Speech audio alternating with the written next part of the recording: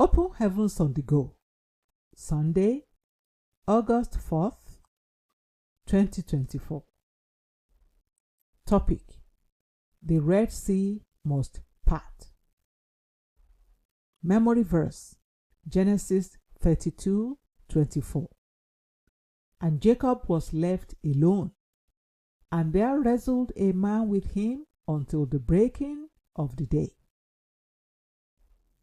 Bible reading: Exodus 14:21-29.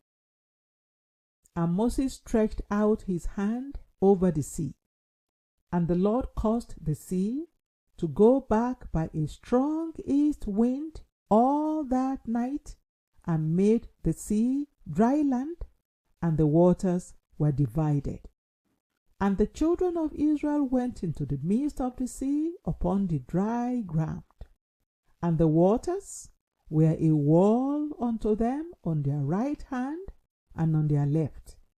And the Egyptians pursued and went in after them to the midst of the sea, even all Pharaoh's horses, his chariots, and his horsemen.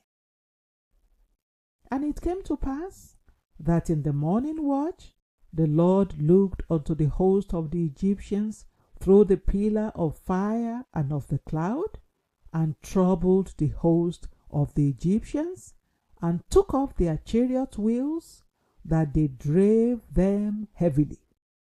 So that the Egyptians said, Let us flee from the face of Israel, for the Lord fighteth for them against the Egyptians.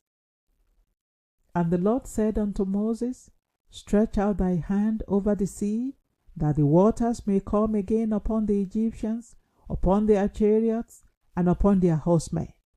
And Moses stretched forth his hand over the sea, and the sea returned to his strength when the morning appeared. And the Egyptians fled against it, and the Lord overthrew the Egyptians in the midst of the sea.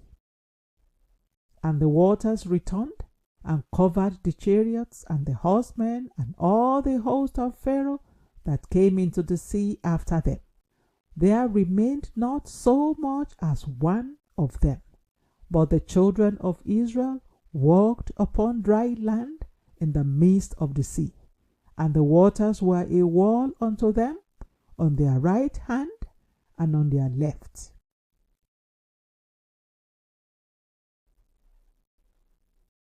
The Message.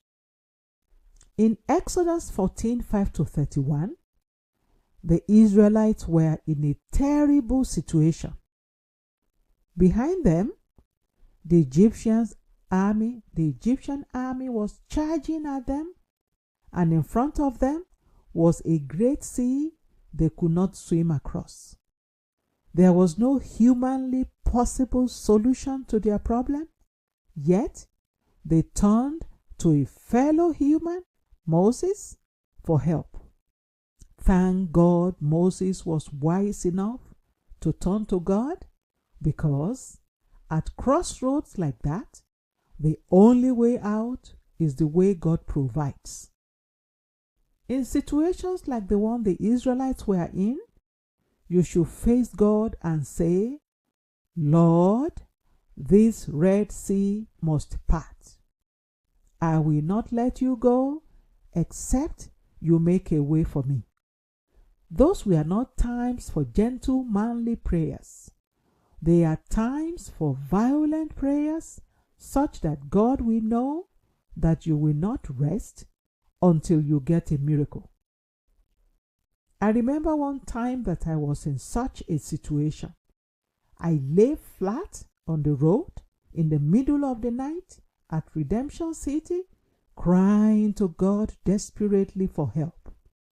When there is a serious problem and there is no way out, I hold on to God in prayers, and I don't let go until He parts the sea and makes a way for me.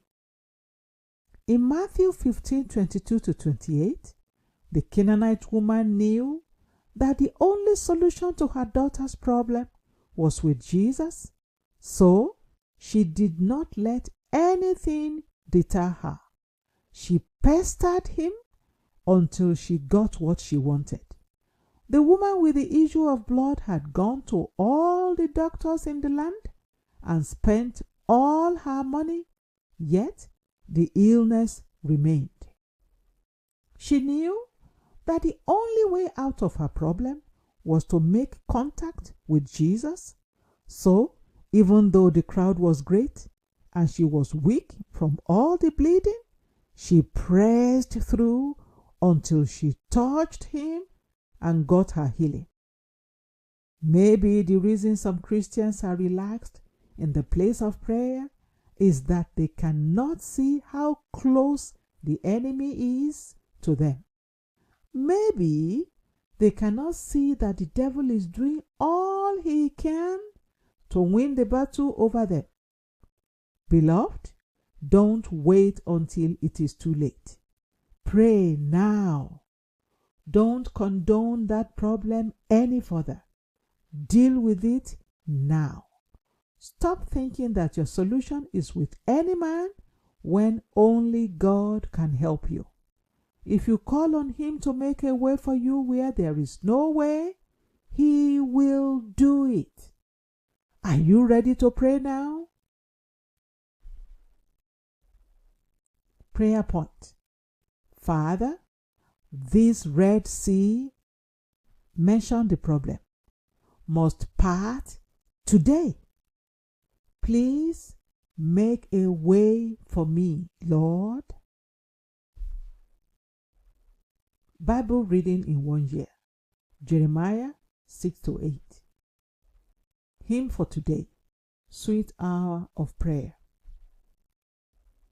The Open Heavens is written by Pastor E. A. Adeboye, the General Overseer of the Redeemed Christian Church of God. God bless you.